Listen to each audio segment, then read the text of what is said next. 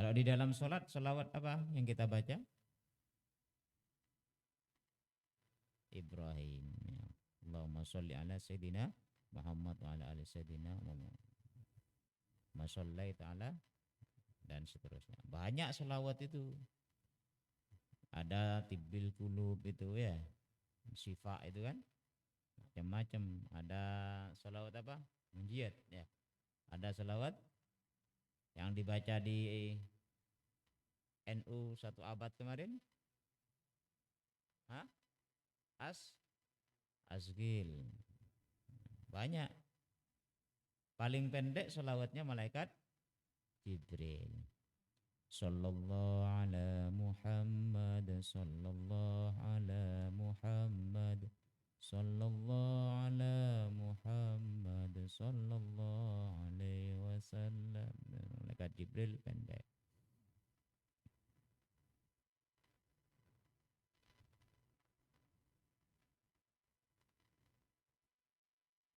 Saking pendeknya kadang karena kita itu ingin ngejar target dan terburu-buru, kadang kalau yang baca 1000 kali itu terlalu cepat.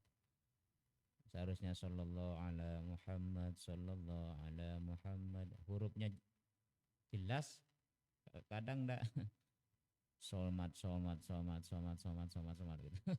Kayak kurang sopan gitu ya, kurang sopan. Kan banyak gitu tuh, karena kita merasa dikejar target, harus cepat selesai, waktunya mepet misalkan karena ada aktivitas lain. Solmat. Kurang, kayak kurang sopan ya. Sallallahu ala Muhammad, sallallahu ala Muhammad.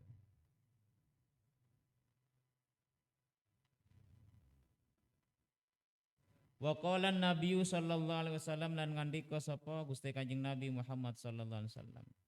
Man utawi sapane wong sholla iku kang maca selawat seman alai yang ngatasi ingsun. Alfa marratin ing 1000 ambalan lam yamut moko ora wafat seman mati ya seman hatta yubasyaru lahu bil jannah sehingga den bungahaken lahu man bil jannati kelawan surga. Barang siapa yang membaca sholawat kepadaku alfa marrah 1000 kali, maka dia tidak akan meninggal dunia sampai dia mendapatkan berita atau dikabarkan kepadanya tentang kebahagiaan di surga. Artinya kalau orang itu rutin istiqomah membaca sholawat kepada Nabi 1000 kali, maka dia itu sebelum wafatnya sudah diberi kabar tentang keindahan di surga. Sebentar, 1000 itu sebentar, apalagi yang dibaca sholawatnya malaikat Jibril, sebentar. Ketimbang kita baca HP terus nyantai-nyantai, insya Allah lebih lama itu. Bentar kok. 1000 kali itu sebentar. Sallallahu ala Muhammad, sallallahu ala Muhammad, sallallahu ala Muhammad. Bentar. Apalagi kalau kita bagi 5. Subuh 200, duhur 200, ya.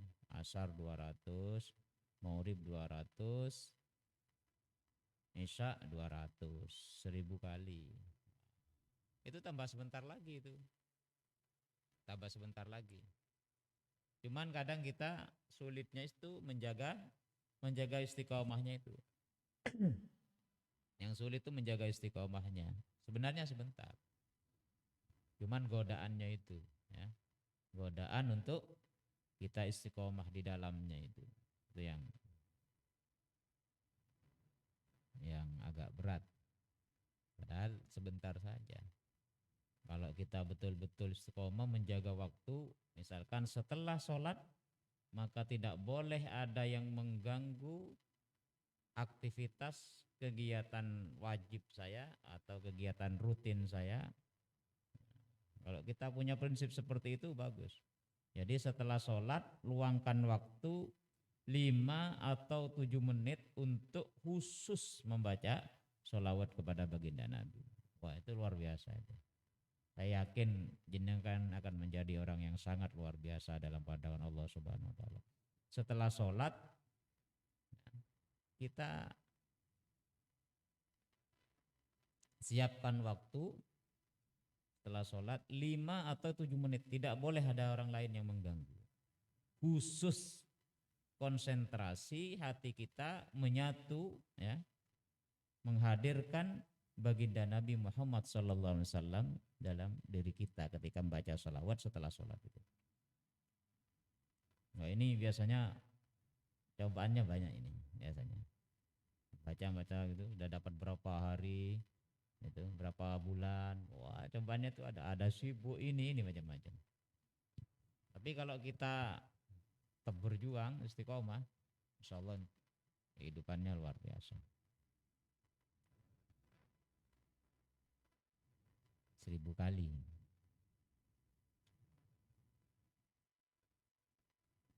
Saya dulu pernah dibilangin sama Kiai di Malang itu. Beliau putranya Kiai Masduki Malang. Kiai Haji Profesor ya mungkin sekarang, Doktor Profesor Kiai Haji Isrokun Najah. Beliau wakil lektor di UIN Maulana Malik Ibrahim Malang itu. Ketika saya nyantri ke beliau dulu, belajar ke beliau mengucapkan ini. Beliau itu membaca sholawatnya 1000 kali sehari semalam itu. Minimal itu, minimal.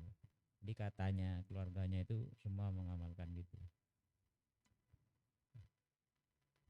Dan beliau juga pengurus NU sudah 2 periode ini di Malang. Ya, orang-orang soleh itu memang begitu, amalannya nyambung kepada baginda Nabi Muhammad SAW.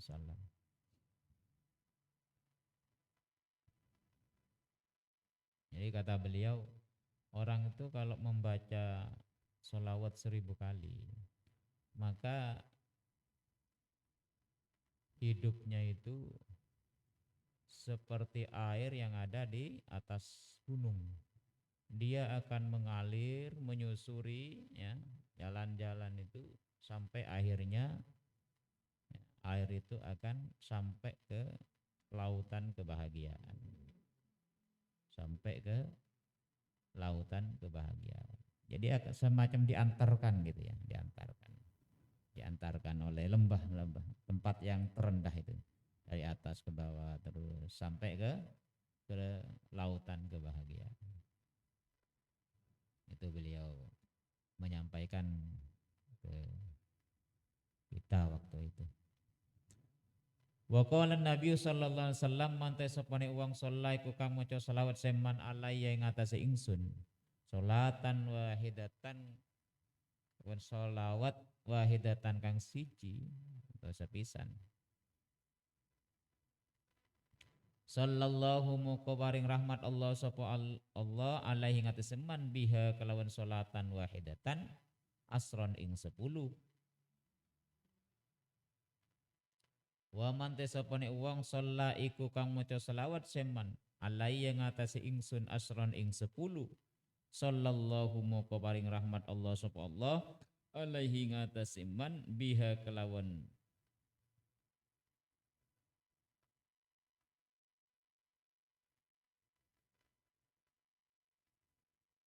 sholawat 10 mi'atan ing 100. Wa man tesapane wong shalla iku kang maca sholawat seman alaiya ngatasi ingsun mi'atan ing 100. Sallallahu alaihi muka paring rahmat Allah sapa Allah alaihi ngatasi seman biha kelawan mi'ah alfan ing 1000. Wa man shalla tesapane wong shalla iku kang maca selawat seman Allah yang atas ingsun alfan ing 1000 lam tamassahun nar moko orang nani hu ing eman annaru apa neraka barang siapa yang baca selawat kepadaku 1 kali saja maka Allah akan memberikan rahmat kepadanya sebanyak 10 kali. Dan siapa saja yang baca 10 kali maka berlaku padanya rahmat Allah SWT 100 kali. Ketika membaca 100 kali, maka Allah akan membalasnya sebanyak 1000 rahmat. Dan ketika dibaca 1000 sholawat kepada Nabi Muhammad SAW, maka lam tamassahun nar, maka api neraka tidak akan sampai mengenainya.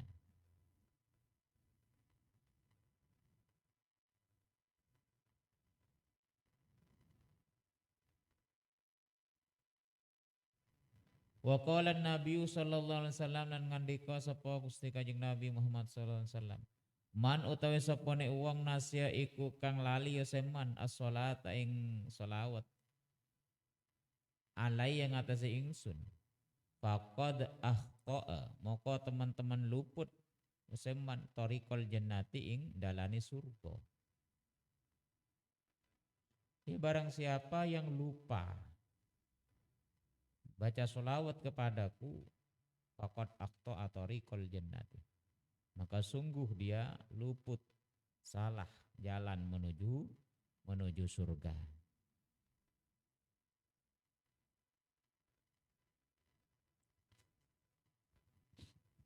Jadi maksudnya di sini ketika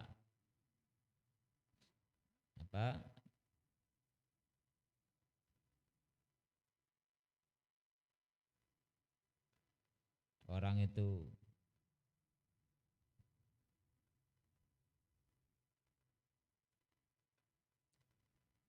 lupa membaca sholawat ya, amadan ya, sengaja,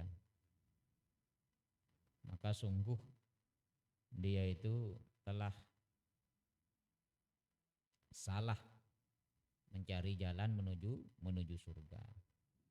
Kadang kita misalkan begini, kadang kita setelah sholat itu sudah biasa baca sholawat, gitu. Setelah itu malas ya, malas itu. Ada kegiatan lain, kita prioritaskan kegiatan lain itu misalkan. Padahal ada waktu sebenarnya harus membaca itu bisa.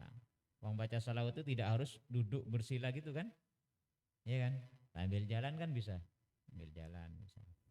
Terus dia tidak memilih membaca sholawat itu. Tidak memilih membaca sholawat itu. Memilih yang lain. Maka ini sebenarnya orang tersebut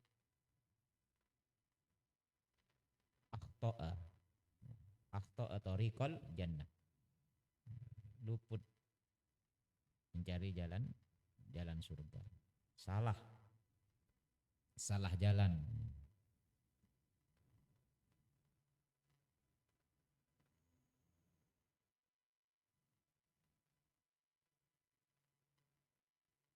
Ya aradan Nabi sallallahu alaihi wasallam bin nisyani. Di sini maksudnya atar amadan.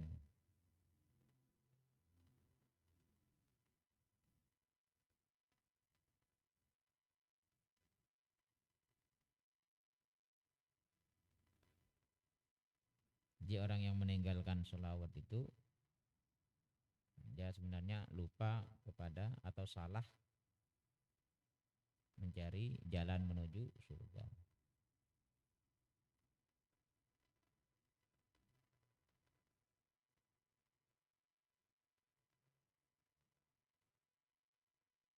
Kenapa? Karena sholawat itu at-tariqu ilal jannah. Katanya Syekh As-Samlawi itu sholawat itu adalah at-tariqu ilal jannah.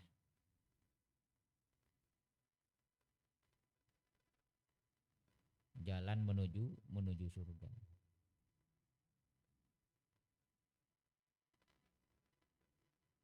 Itu menurut Syekh As-Samlawi.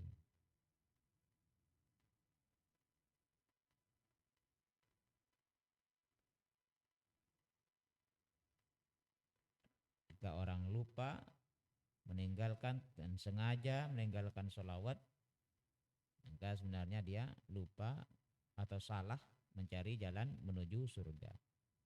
Tetapi bagi mereka yang membaca sholawat, gemar membaca sholawat, maka sebenarnya itu termasuk orang yang salik ilal jannah, orang yang menempuh jalan menuju surga. Benar apa yang disampaikan oleh, sesuai dengan apa yang disampaikan oleh Syekh As-Samlawi, at-tariqu ilal jannah.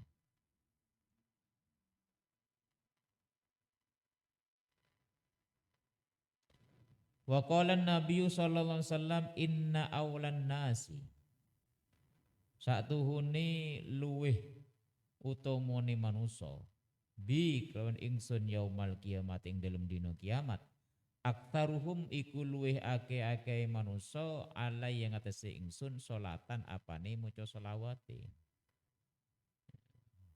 Kata baginda Nabi, sesungguhnya paling utamanya manusia itu ya, menurutku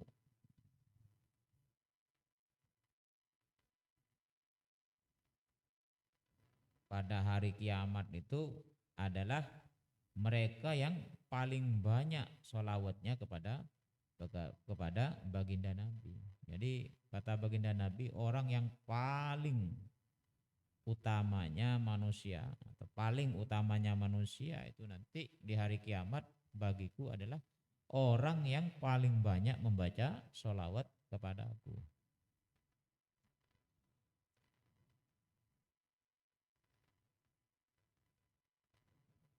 Wa qala Nabi sallallahu alaihi wasallam salatukum alayya mahaqatun utawi selawat sira kabeh alayya ngatasé ingsun mahaqatun iku pangalebure dosa. Selawatmu itu atasku adalah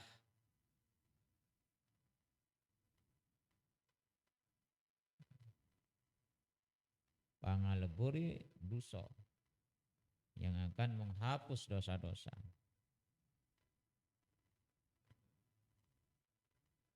Mahakoh itu ngaleburi piro-piro dosa itu mahakoh ya, mahakotun itu maknanya adalah idhabu lidunubikum. Idhabu lidunubikum. Idhabu lidunubikum. Kama yamhaqul ma'un nar.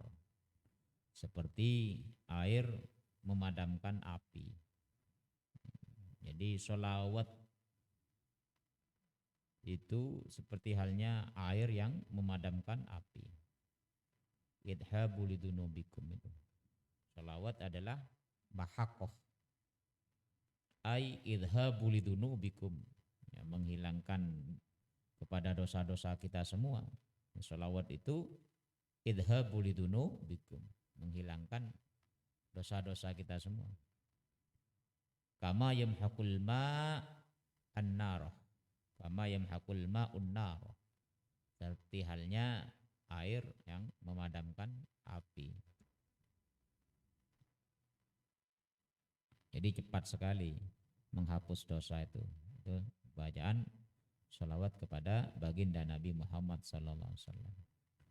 Wa qala Nabi sallallahu alaihi wasallam man tasapone wong shalla iku kang maca selawat seman alaiya ngatasi ingsun fi kulli jumaatin ing dalam saben-saben dina Jumat arba'ina marrotan kalawan 40 marrotan apane ambalan mahallahu dunubahu kullaha maha mukong ngelebur Allahu sapa Allah dunubahu ing pira-pira dosane ya seman kullaha sakabani pira-pira dunub kullaha sakabani dunub. Barang siapa yang membaca sholawat kepadaku pada tiap Jumat arba'ina marratan 40 kali maka Allah akan menghapus dosa-dosanya kullaha semua dosa-dosanya.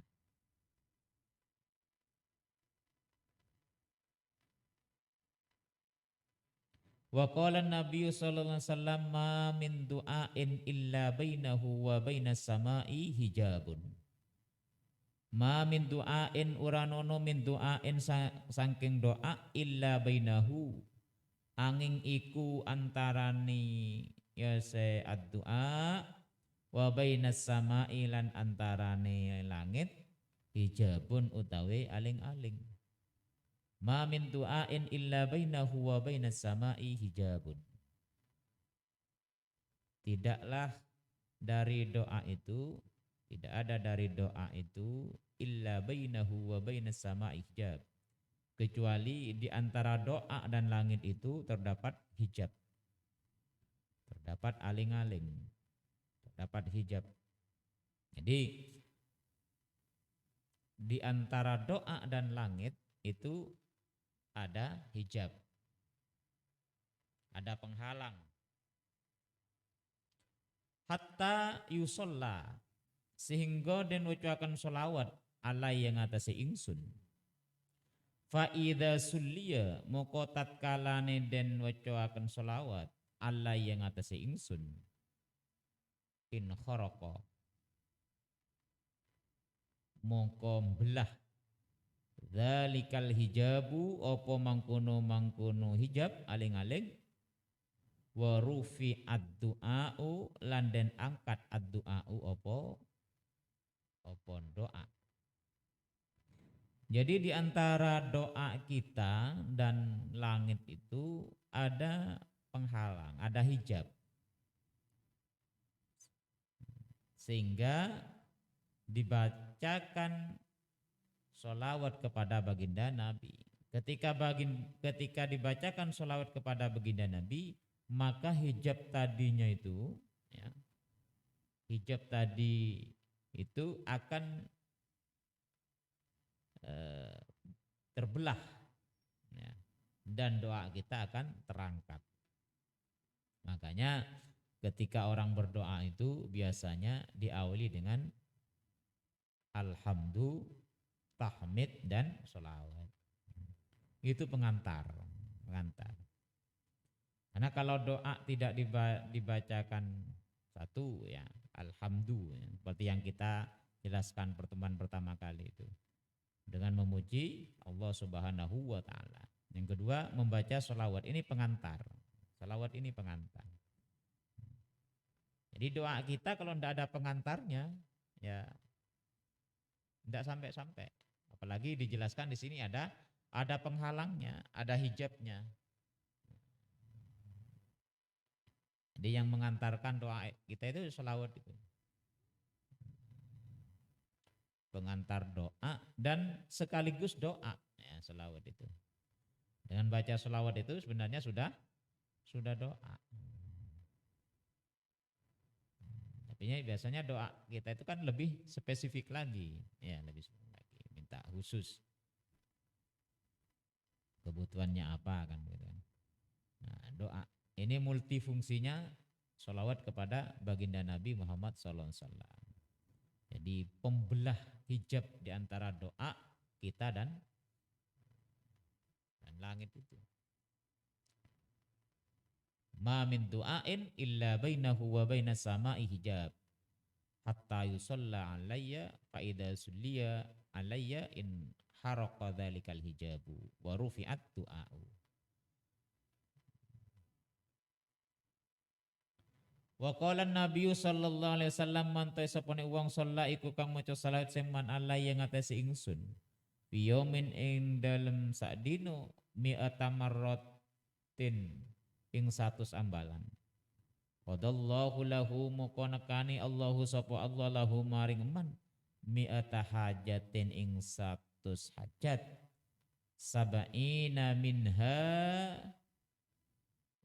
70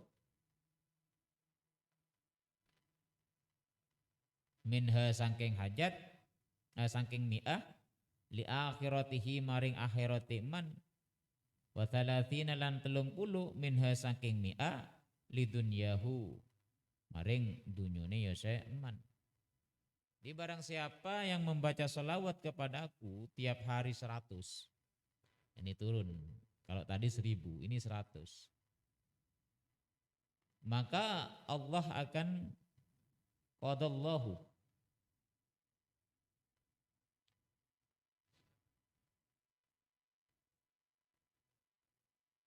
Qadallahu lahu mi'ata hajah. Maka 100 hajat kita itu akan dikabulkan oleh Allah Subhanahu wa taala. Membaca 100 selawat maka ada 100 hajat kebutuhan kita yang akan dikabulkan oleh Allah Subhanahu wa taala. Dan 100 ini dibagi dua. 70% dari mi'ah itu, dari 100 itu untuk kepentingan akhirat kita. Akhirat membaca selawat ini. Jadi dari 100 itu 70%-nya untuk kebutuhan akhirat orang yang membaca selawat. Dan 30%-nya untuk kebutuhan di dunia. Ini kalau kita membaca selawat. Sallallahu ala Muhammad, sallallahu ala Muhammad, sallallahu ala Muhammad, sallallahu alaihi wasallam. Wa qala Nabi sallallahu alaihi wasallam man tesapane wong saleh iku kang maca selawat seman alai yang ngatasi ingsun. Salatan wahidatan kon selawat wahidatan kang siji, kang sepisan. Sallamu ko paring rahmat Allahu sapa Allah alaihi ngatasi iman. Wa malaikatuhu lan pira-pira malaikati Allah isrina marotan ing 20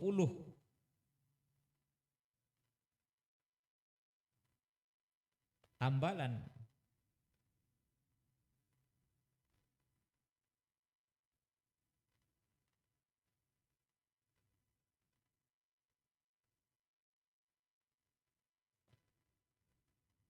walam yamut lan ora mati ya seman hatta yubasyaru bil jannah sehingga den bungahaken man bil jannati kelawan surga hatta yubasyaru bil jannati sehingga den bungahaken seman bil jannati kelawan surga.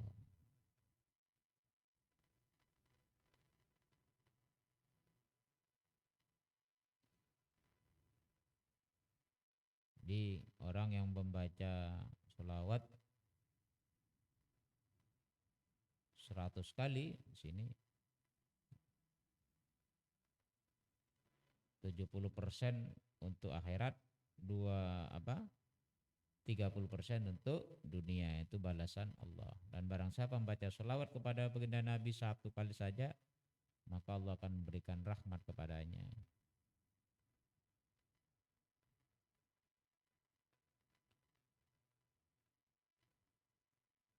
Dan juga di sini hatta yubasysyara bil jannah.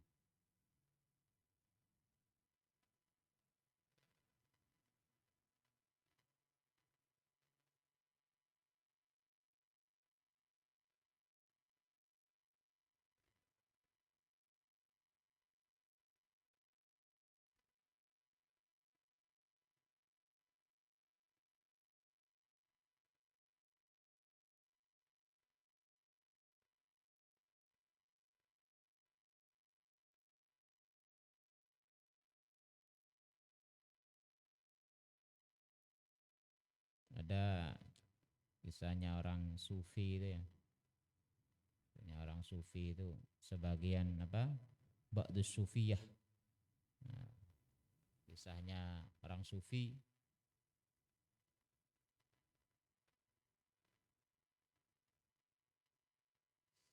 pernah datang kepada orang sufi itu seorang yang musrif ala nafsih, orang yang melampaui batas kepada dirinya sendiri, dolim pada dirinya sendiri, terlalu melampaui batas sampai tidak kenal hari. Ada orang yang datang kepada orang sufi itu, orang yang melampaui batas sampai tidak mengenal hari, kapan siang, kapan malam. Kenapa? Karena saking parahnya dia menjadi orang pemabuk. Menjadi pemabuk. Sudah dolim pada dirinya, sudah melampaui batas dia. Sampai orang sufi ini mengingatkan agar dia bertobat.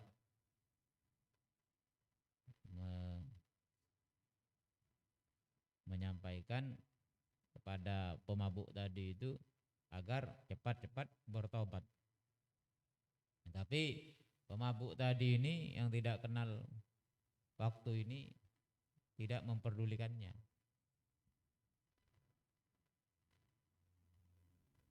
Kemudian setelah itu meninggallah orang yang tadi melampaui batas ini. Ternyata apa yang terjadi setelah meninggal itu, orang sufi tadi itu melihatnya dalam mimpinya.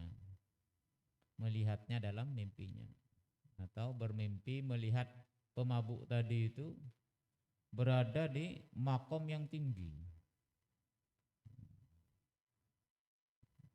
Duduk di tempat yang tinggi, derajatnya tinggi ya, dan menggunakan baju khadra,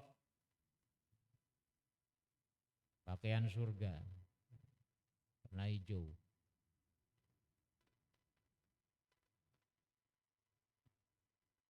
Artinya orang sufi tadi melihat dia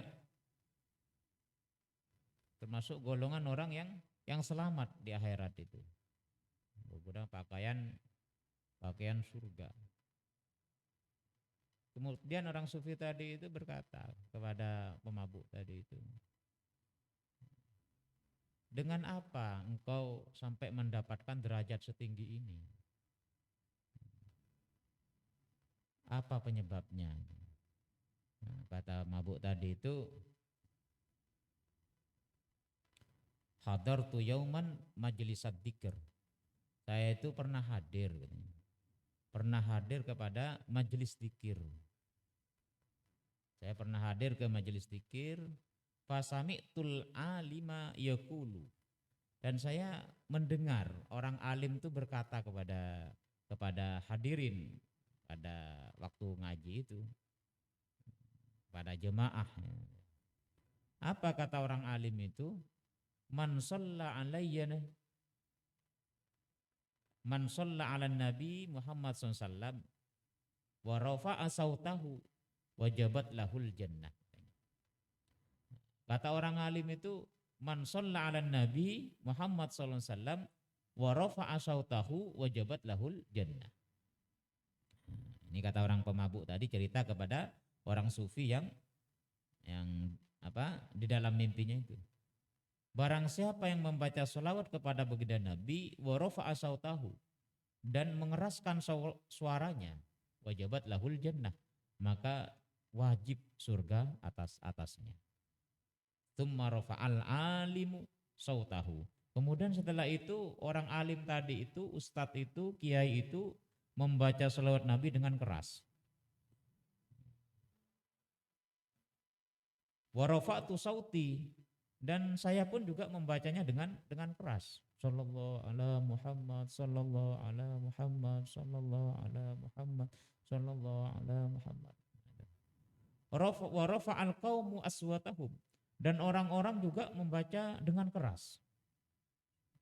Jemaah juga membaca salawat dengan keras. Fa ghafara lana jami'a fi dzalikal yaum. Maka Allah Subhanahu wa taala mengampuni kita semua pada hari itu. Bakana nasibi minal maghfirah war rahmah. Maka akibat itulah nasibku ini mendapatkan maghfirah, mendapatkan rahmah atas nikmat ini.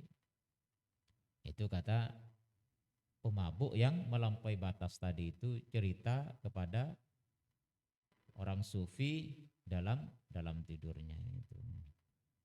Jadi bisa jadi ya Allah memberikan hidayah atas amalan-amalan dengan baca sholawat itu, padahal dia termasuk awalnya orang-orang yang kita anggap banyak dosanya. Jadi tidak boleh meremehkan orang itu. Makanya tidak boleh meremehkan orang. Karena kita tidak ada jaminan. Kita yang baca sholawat yang sering itu tidak boleh meremehkan orang yang tidak baca sholawat, atau orang yang kita anggap pemabuk dan seterusnya, tidak perlu kita meremehkan. Ya kita ajak, kalau tidak mau ya gimana ya, kita doakan gitu ya. Karena bisa jadi Allah memberikan hidayah, memberikan petunjuk ya, dengan amalan-amalan, dengan apa amalan-amalannya itu, berkat amalan-amalannya itu, dengan membaca sholawatnya atau apa. Ini kisah ini bukan berarti kita tidak perlu yang lain, terus baca sholawat saja, tidak. Tetap di sholat, tetap rukun-rukun yang lain tetap kita tabe dengan memperbanyak sholawat kepada baginda Nabi Muhammad Sallallahu Alaihi Wasallam. Orang yang pemabuk aja ketika membaca sholawat ini diberikan hidayah oleh Allah SWT. Apalagi kita yang jauh dari mabuk misalkan. Jadi tetap husnudzon, tetap berprasangka baik pada Allah SWT. Mudah-mudahan dengan membaca sholawat kepada baginda Nabi, hati kita terus nyambung kepada baginda Nabi Muhammad SAW. Dengan kita rutin istiqomah membaca sholawat, mudah-mudahan langkah-langkah kita, hidup dan kehidupan kita semoga diwarnai oleh pancaran sholawat baginda Nabi Muhammad SAW, dan akhirnya nanti ketika kita kembali ke hadirat Allah Subhanahu wa taala, kita diakui oleh baginda Nabi Muhammad SAW sebagai umatnya yang taat, sebagai umatnya yang mencintai baginda Nabi Muhammad SAW. Mudah-mudahan bermanfaat. Akhirul kalam, wassalamualaikum warahmatullahi wabarakatuh. Enggak, selawat.